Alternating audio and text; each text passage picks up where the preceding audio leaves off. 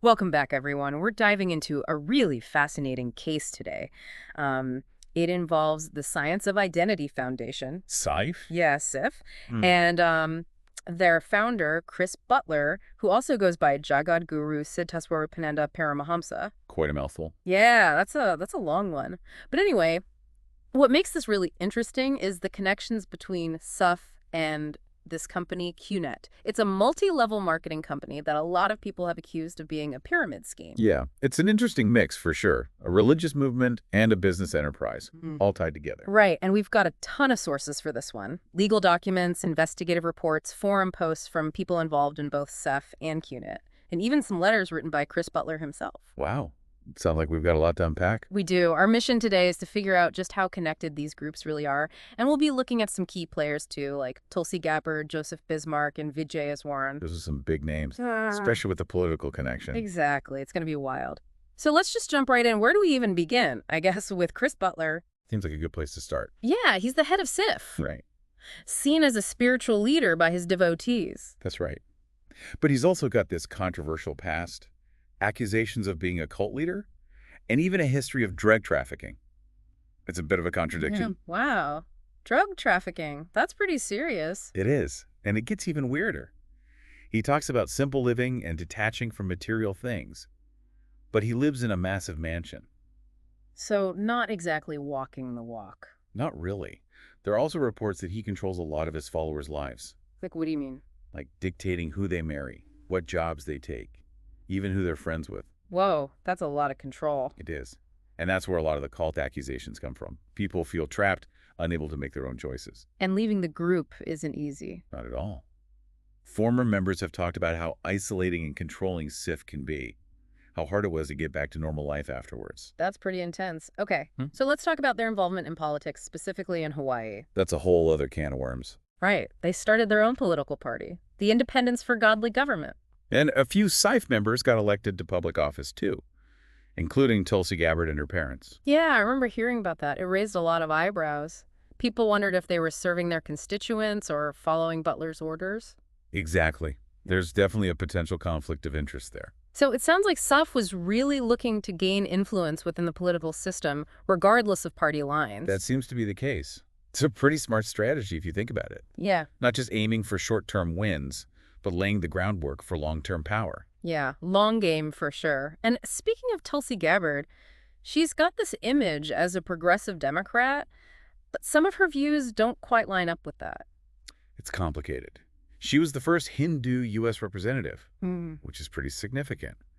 But she's also said some things, especially about LGBTQ plus rights, that contradicts that progressive image. Right. I remember some of the stuff she said early on about same-sex marriage. Pretty controversial. Yeah.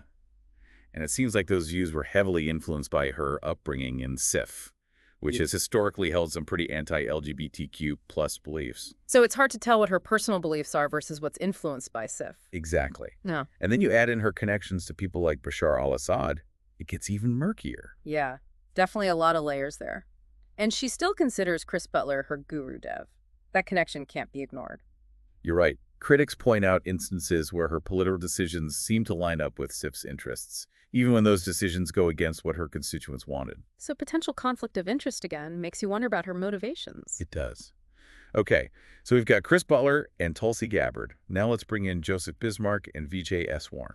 Okay, so these guys are high-ranking figures in QNET, right? And I think Bismarck is a longtime devotee of Chris Butler. You got it. He's also a major financial backer of SIF. Ah. So this is where we start to see those financial links between SIF and QNET. Right, and those links go deep. We've got info showing that QNET provides substantial financial support to SIF. Interesting. Okay. And wasn't there something about SIF selling stock in a company connected to QNET? You're remembering correctly.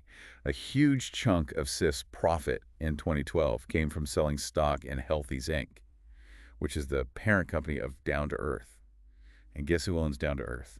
QNET. Bingo. That seems a little shady. Definitely raises some red flags, especially considering those accusations of cult-like behavior within SIF. Are they pressuring followers to invest in a company that benefits the organization? Right. It goes beyond just regular donations. This is a more complicated financial relationship. Agreed. So where does QNET fit into all of this? Well, they say they're a direct selling company. But there are tons of accusations that they're actually a pyramid scheme. Yeah, we've seen those allegations. They mislead consumers, pressure recruits to focus on recruiting rather than selling actual products. Classic pyramid scheme stuff. And Yeah. they've had legal trouble in multiple countries. That's right. They faced lawsuits and investigations all over the place, but they deny everything. Insist they're a legit business. Of course they do. But their track record and their emphasis on recruitment over sales, it's pretty suspicious. Especially for a company so closely tied to a religious group. For sure. And we can't forget about the personal stories, too. People who felt trapped and taken advantage of by both SIF and QNET. Their experiences add a whole other dimension to this. You're absolutely right. We're not just talking about abstract concepts here. Real people's lives are being affected. Okay, so let's get into the specifics of SIF's political influence in Hawaii. How did they build this political machine? They supported both Democrats and Republicans, right? That seems odd for a religious group. It is. But remember, their goal wasn't to push a specific ideology.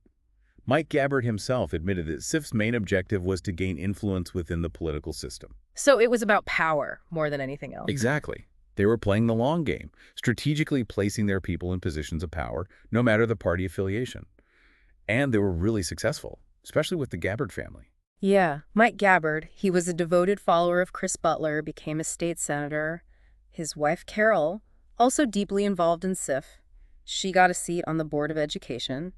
And then there's Tulsi. She rose to national prominence. Yeah. It's clear that the Gabbard's political success is intertwined with SIF's influence. We know Mike Gabbard's campaigns were heavily funded by SIF members. His political stances often lined up with the group's views. But it wasn't just about money, right? It went beyond just financial backing. SIF members were actively involved, volunteering for campaigns, organizing events, getting people to vote. Wow, a well-oiled machine. Exactly. And it worked.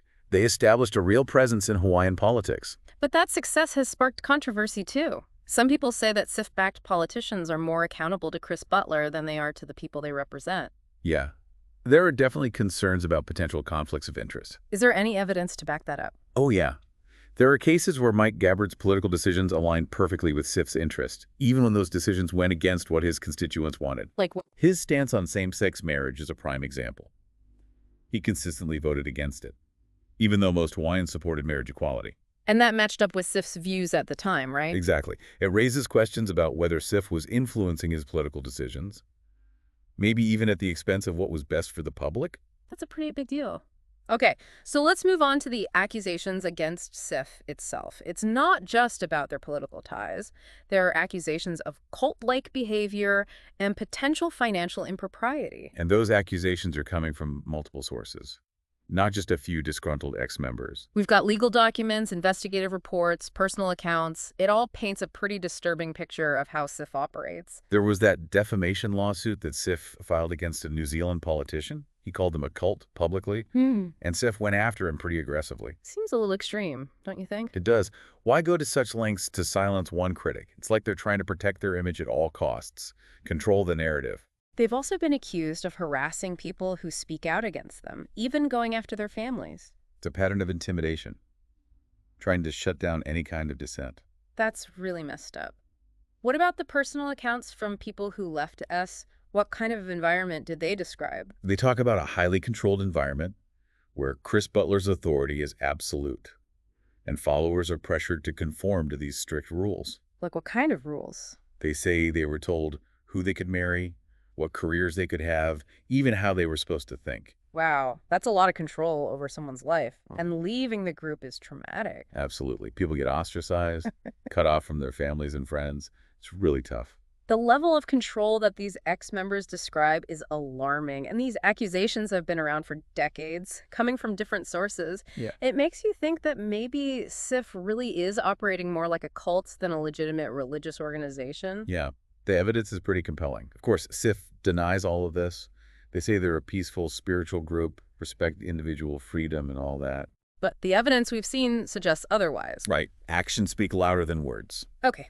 So let's talk about the financial side of things. Are the accusations of impropriety more than just the usual tithing and donations you see in religious groups? Yeah. SIF's financial dealings are definitely shrouded in secrecy, which is always suspicious. We know they have a lot of assets. Chris Butler's mansion, properties all over Hawaii. And that big stock donation to Healthies Inc., the parent company of Down to Earth back in 2004, that was worth almost $1 million. Right. And then their 2012 tax return showed that almost all of their profit that year came from selling more stock in Healthies Inc. Which is owned by QNET. So are they basically engaging in for-profit activities while claiming to be a religious organization? Are they using their tax-exempt status to shelter income generated through QNET? Those are serious questions. And the lack of transparency from SIF makes it really hard to get a clear picture of their financial dealings. There are accusations that they use shell companies and offshore accounts, too, to hide where the money's coming from and going. Right? Those tactics are usually associated with, well, less than savory activities. Yeah, not something you'd expect from a religious group. Exactly. And it gets even worse when you consider the allegations that they pressure their followers to invest in QNET. That really blurs the lines between their religious activities and their financial activities. So it's not just about donations, it's about potentially exploiting their followers' faith for financial gain. That's a real concern. Imagine being told to invest in a company that's tied to your spiritual leader. Especially when that leader preaches about detaching from material possessions. It creates a huge conflict. Yeah, you're stuck between your faith and your financial well-being. Exactly. It's a recipe for abuse. And it raises questions about the motives of SIF's leadership. Okay, so we've talked about Chris Butler, the Gabbards. Are there other important figures within SIF we should know about? One name that keeps popping up is Alan Tibby. He goes by Acharya Das within SIF. Okay, so he's a high-ranking guy. What's his deal? He's basically Chris Butler's right-hand man. A senior figure with a lot of authority. Does he have a controversial past, too, like Chris Butler? He does. Tibby's been accused of being involved with a SIF boarding school in the Philippines. They sent children of Butler's followers there. A boarding school? In the Philippines? That's a little creepy. It gets worse. There are allegations of abuse and exploitation at that school. Wow, serious stuff. Yeah. And Tibby was involved. He denies any involvement, but multiple sources place him there. He's also been accused of financial impropriety, using his position in SIF for personal gain. Didn't his name come up in that defamation lawsuit against the New Zealand politician, too? Yep. He was sued right alongside SIF, Chris Butler, for his role in trying to silence critics. So he's a key player in all of this. What about his connection to QNET? That's the interesting part. He's known to be close with Wiedzy, the founder of QNET. So Tibby is a link between SIF and QNET's business dealings. It seems that way. His controversial past, the allegations about the Philippine school, his close ties to both Butler and Eswaran. He's definitely someone worth looking into. Okay, this is getting more and more complicated. Let's move on to another fascinating character, Patrick Bowler. He went by Paramahamsa Das in SIF. Yeah. His story is wild. Right. Talk about a double life, devoted follower of Chris Butler, but also a major drug trafficker. Wait, seriously? A drug trafficker? Yeah, we're talking massive amounts of hashish and marijuana smuggled into the United States. You can't make this stuff up. It gets even crazier. Bowler was a financial sponsor of that SIF boarding school in the Philippines, the one Tibby was allegedly involved with. A convicted drug trafficker funding a religious school. The hypocrisy is astounding. It really makes you question SIF's funding sources. Yeah. And the whole image they try to project. Right. They preach about simple living and spiritual purity, but they're accepting money from criminal activities. It's a huge contradiction. Yeah. And it shows a darker side to SIF, one that they don't want people to see. Okay, let's get back to QNET. They've faced legal challenges all over the world because of those pyramid scheme accusations. Can you give us a rundown of their legal troubles? Sure. The accusations against QNET are serious, deceptive marketing tactics, misrepresenting their products, exploiting vulnerable people. And we've seen those personal stories too. People who say QNET ruined their lives, lost their savings, their relationships, everything. It's heartbreaking. Right. They were lured in by promises of wealth and freedom, but ended up trapped in a system that's designed to benefit the people at the top. Classic pyramid scheme. The people at the bottom get screwed. Exactly. Yeah. And QNET is really good at changing their tactics to avoid getting caught. They rebrand, switch products, tweak their marketing. But the core of their business model remains the same: recruitment over sales. And they've managed to infiltrate new markets, especially in developing countries. Where regulations are weaker and people are more desperate for opportunities. It's a global operation preying on people's hopes and dreams. And their connection to SIF makes it even worse. It adds this whole other layer of ethical issues. It's one thing for a regular business to engage in shady practices. Yeah. But when you have a religious organization involved, potentially using their authority to pressure people, it becomes much more troubling. So it's not just about money, it's about exploiting people's faith. Exactly. And that brings us to a really important question. Why do people get involved with groups like SIF and QNET in the first place? Yeah. What needs are they fulfilling? What vulnerabilities are being exploited? Well, for a lot of people who join SIF, it's a search for meaning, connection, belonging. The world can feel pretty chaotic and isolating. And SIF offers them a sense of community, a clear set of beliefs, a path to something bigger than themselves. Right. It's a powerful draw for people who feel lost or disillusioned. And with QNET, it's often about money. People are struggling financially. They want a better life, and QNET promises them that. They dangle this carrot of wealth and freedom in front of people, and it's especially tempting for those who are already struggling. But the reality is that most people end up worse off. They lose money, go into debt, damage their relationships. It's a classic bait and switch. And the link between SIF and QNET makes it even more complicated. Yeah. You've got this pressure to invest in a company that's tied to your spiritual leader, but that leader is telling you to detach from material things. It's a real mind game. And then you add in the groupthink and social pressure within these organizations. Right. They discourage people from questioning anything. Reward conformity. It creates this environment where critical thinking is shut down. It's like suspending your disbelief, even when there's evidence contradicting the group's narrative. And that's especially powerful in groups like SIF, where the leader's authority is unquestionable. Right. Challenging the teachings is seen as a betrayal of faith, so people just go along with it. It's a complex web of factors: the desire for meaning, the need for financial security, the power of groupthink, the influence of a charismatic leader. It all comes together to create this situation where people can be easily manipulated. So religious groups aren't inherently good, and businesses aren't always just about making money. What a concept. It's easy to think in black and white terms, but the reality is much more nuanced. We need to approach all organizations with a critical eye. Recognize that they have the potential for harm, even if their stated goals seem positive. Absolutely. So let's talk about some of the tactics that SIF and QNET use to recruit new members and maintain control over the ones they already have. We've touched on charisma, the promise of financial gain. What else is there? Yeah, what other tricks do they have up their sleeves? One tactic is creating this really tight-knit, insular community. Oh. Members are encouraged to socialize mainly with each other, put the group's activities above everything else, and view the outside world as negative and dangerous. It's that classic us versus them mentality. Exactly. They create a sense of belonging, but it comes at the cost of critical thinking. Members become dependent on the group for everything: social support, validation, even their sense of identity. And that isolation makes it easier to control the information they're exposed to.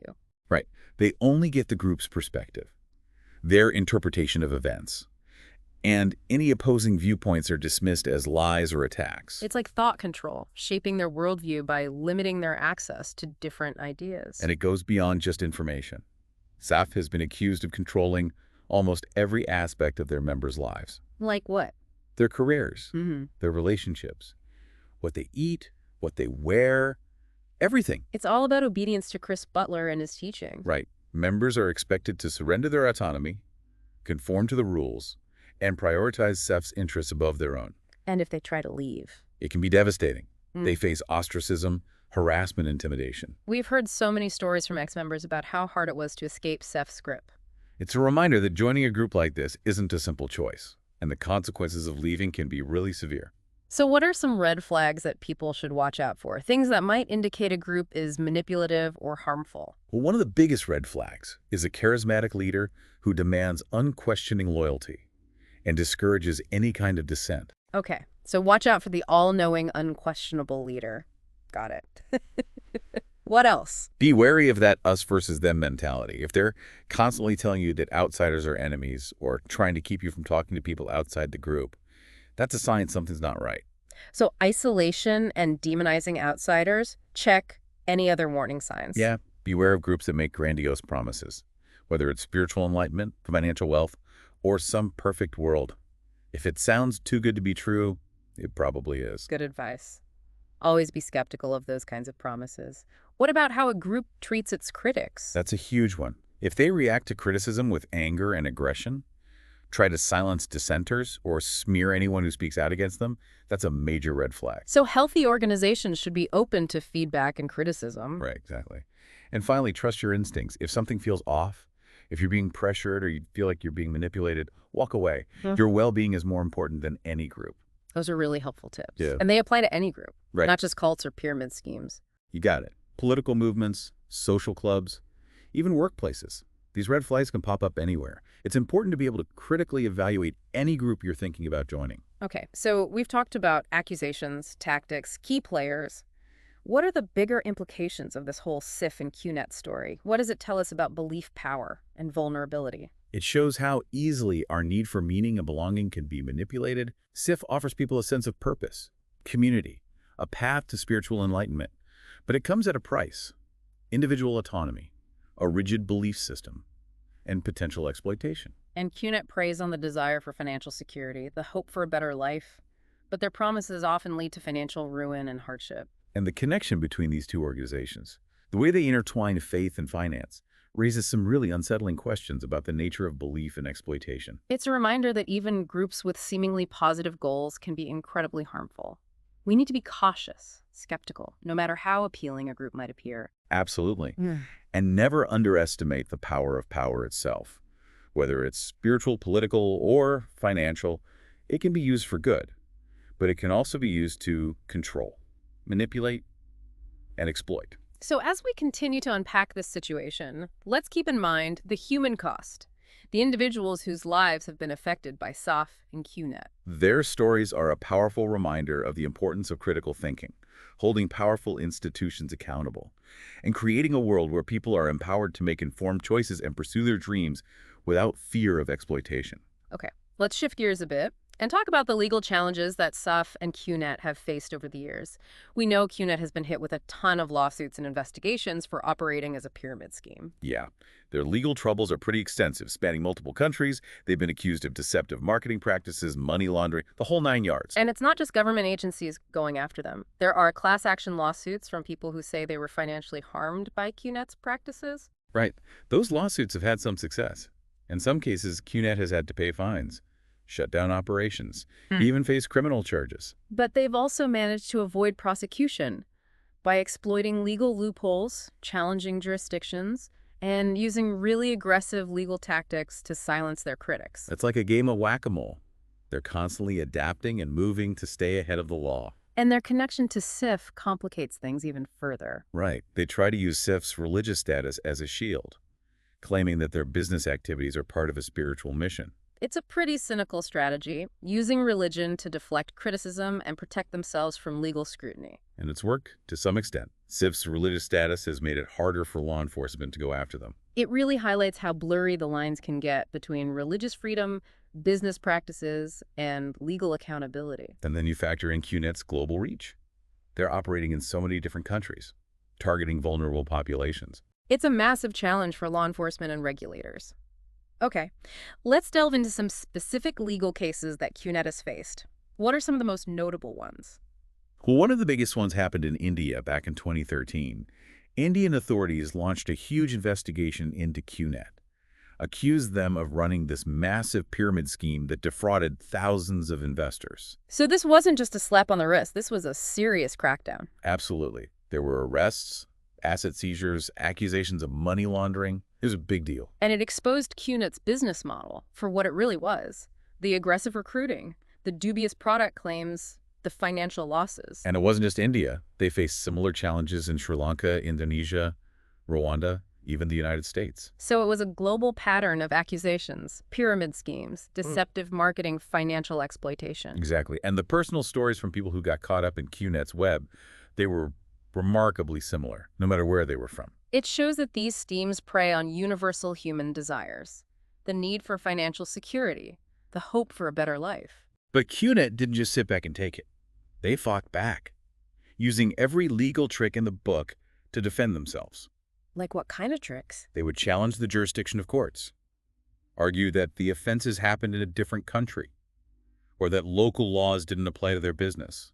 So they were trying to create confusion, delay proceedings, drain their opponent's resources. Exactly. And they weren't afraid to get aggressive. They filed defamation lawsuits, threatened legal action, even targeted the families of people who spoke out against them. Wow, talk about intimidation tactics. They were good at exploiting loopholes, too. finding ways to structure their business to avoid regulations. It's a reminder that the law, even though it's supposed to be fair, can be manipulated. You're right. And it shows how important it is to have strong laws, effective enforcement mechanisms, and international cooperation to tackle these global operations. It's a tough challenge, but it's one we need to face head on. Okay. Let's talk about SIF's political influence again, specifically in Hawaii. They've managed to get their followers elected to public office. But is that an ethical problem? Are they using their political power to benefit SIF? Or are they truly serving the public good? It's a tough question to answer. SIF supporters say their candidates are just qualified individuals who happen to share the same spiritual beliefs. But critics say SIF is basically operating like a shadow government, pushing their agenda even when it conflicts with what the community wants. And there's evidence to support those concerns. There are cases where SIF-backed politicians clearly put the group's interests ahead of their constituents' needs. Like with the same-sex marriage debate, SIF has always opposed legalizing same-sex marriage. Right. They say it goes against their religious beliefs and undermines traditional family values, and their political candidates have voted accordingly. They've lobbied against legislation, organized protests, campaigned against candidates who support marriage equality. Exactly. It shows a pretty conservative ideology, one that values tradition and religious beliefs over individual rights. And it's not just about marriage equality. They've also opposed measures to protect LGBTQ+ individuals from discrimination. Right. They say those measures infringe on religious freedom. So their stance on LGBTQ+ rights shows a pretty clear pattern. They prioritize tradition and religious beliefs over the rights of individuals who don't fit into their worldview. That's a good way to put it. Yeah. And that same ideology influences their views on other social issues too, like abortion and sex education. What's their stance on abortion? They're completely against it. They say life begins at conception and abortion is murder. And what about sex education? They push for abstinence-only education in public schools. Really? In this day and age? Yep. They say comprehensive sex education encourages promiscuity and undermines parental authority. So they have very traditional, religiously driven views on those issues. It seems like they have a hierarchical view of society, where authority figures, parents, religious leaders, have the right to dictate people's choices. That's a good observation. Their policy positions definitely reflect that worldview. And that worldview extends beyond just social issues. Right. It affects their views on education, healthcare, economic policy. Absolutely. Their emphasis on traditional family structures, their opposition to government intervention, their hierarchical view of society, it all ties together. Okay, let's talk about education specifically. We know SIF has been promoting homeschooling. Yeah. And they support SIF-affiliated schools. Right. They believe that children should be raised in a very controlled environment, shielded from any influences that might contradict their religious teachings. So homeschooling for them is about controlling the curriculum, indoctrinating kids with their beliefs from a young age. Exactly. It's about limiting exposure to different perspectives. And then there are the SIF-affiliated schools. They market them as private schools with a spiritual focus. But critics say they're just another way to indoctrinate children, isolate them from the community, essentially create a generation of loyal followers. And there are concerns about the quality of education at these schools, too. Right. Some people say they use subpar curriculums, don't have qualified teachers, and prioritize religious instruction over academics. It's a whole other layer to this story. The intersection of religion and education, parental rights, the state's responsibility to ensure that all children receive a good education.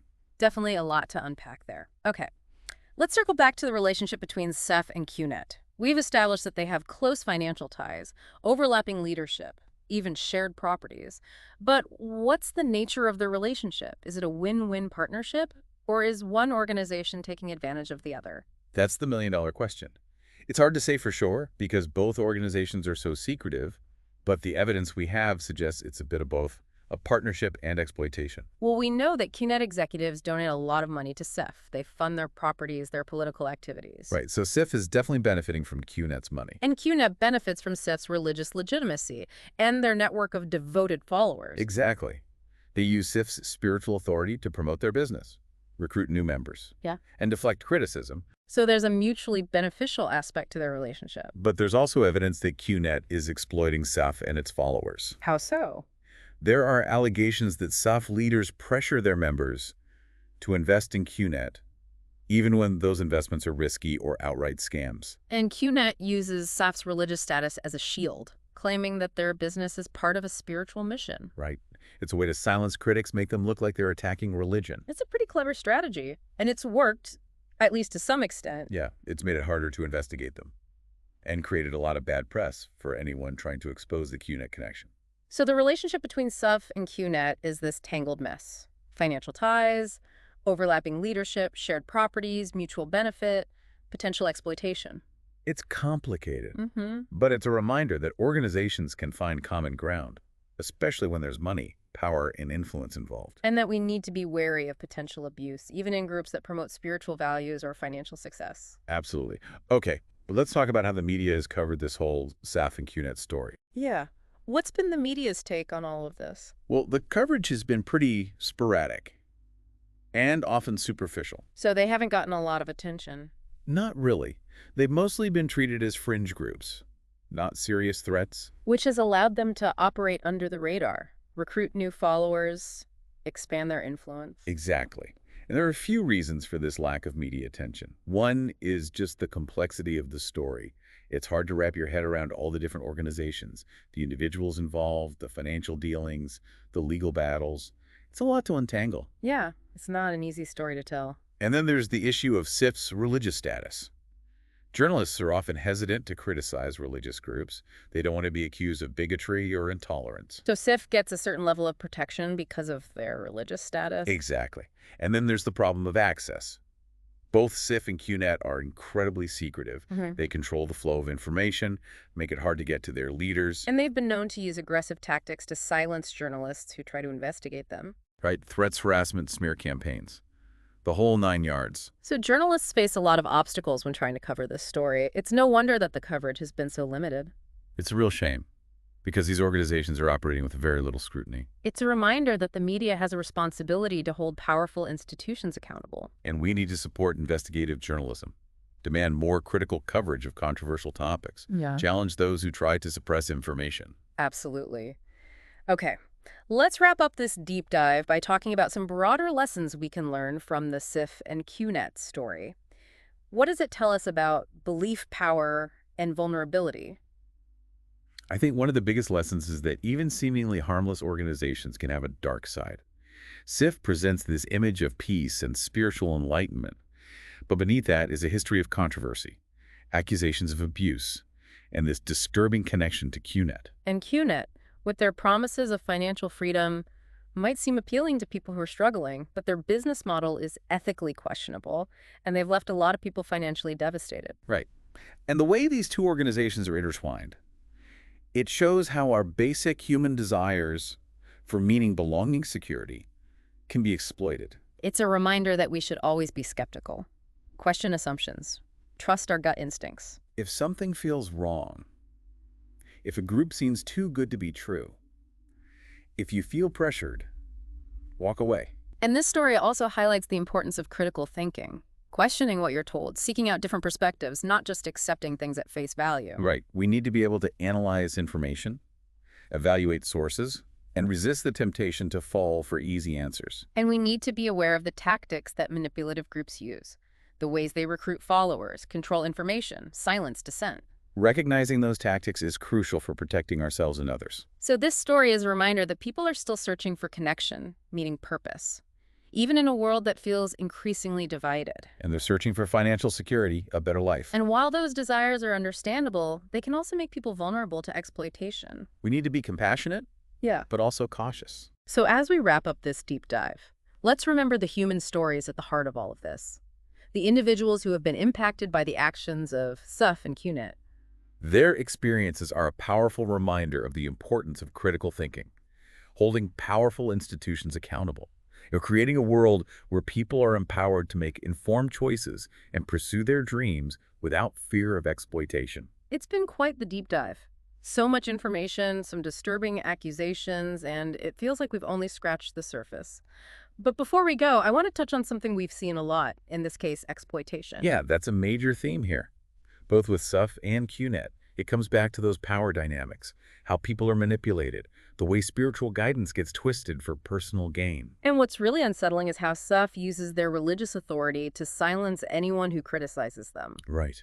They play the victim card, accuse critics of being anti-religious, trying to suppress their freedom. It's a classic tactic. Hide behind religion to avoid accountability. And it works. People are afraid to criticize religious groups, even when those groups are doing harmful things. They worry about being called bigoted or intolerant. Exactly. Yeah. And that fear creates this wall of silence around groups like SIF. People are afraid to speak up, share their experiences, challenge the authority. So SIF gets away with things because people are afraid to call them out. Pretty much. They operate with minimal scrutiny, keep recruiting new followers, expand their influence, all because of that fear. So how do we break through that? How do we expose harmful practices when people are too scared to speak? We have to remember that religious freedom doesn't give anyone the right to hurt others or break the law. We need to be willing to challenge those who abuse religious authority, even if it makes us uncomfortable. That's a really important point. And speaking of platforms and speaking out, what about social media? How have SIF and QNET used that? They've been pretty active, but social media is tricky. It can be used for good or bad. Right. It can connect people, spread information, build communities, but it can also be used to spread lies, harmful ideas, exploit people. Exactly. And we've seen both sides with SIF and QNET. They use social media to create this positive image, share glowing testimonials, promote their events and products. But they also use it to attack their critics, spread rumors and conspiracy theories, try to silence anyone who speaks out against them. It's all about controlling the narrative. And social media makes that really easy, especially with algorithms and those personalized feeds. People end up in these echo chambers where they only see information that confirms their existing beliefs. So it's more important than ever to be critical of what we see online. Absolutely. Don't just take things at face value.